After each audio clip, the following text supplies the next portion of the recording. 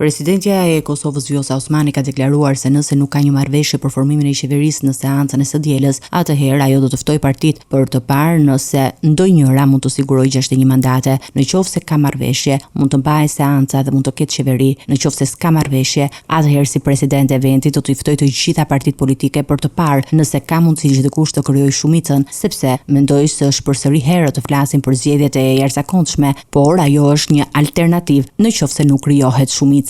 Sipas kushtetutës në Kosovë, në rast se kryeministri Albin Kurti nuk arrin të formojë qeverinë, presidentja ka detyrim brenda 10 ditëve të konsultohet me partitë politike për të vendosur nëse ndonjë forcë tjetër mund të sigurojë shumicën parlamentare prej 61 deputetësh. Nëse as pas këtij procesi nuk arrihet të formohet qeveria, Osmani është detyruar të shpallë zgjedhjet e reja brenda 40 ditësh. Ky paralajmërim vjen pas deklaratës së Kurtit me 21 tetor, i cili lat kuptohet se vetvendosja mund të dështojë në përpjekjet për të ngritur ekzekutivin, duke nënkuptuar se alternativa mbetet shkuarja në zgjedhje. Situata tregon tensione politike në vend dhe vështirësitë për arritjen e një konsensusi mes partive për formimin e qeverisë së re, ndërsa qytetarët presin vendime që do të përcaktojnë rrjedhën politike të Kosovës në muajt e ardhshëm.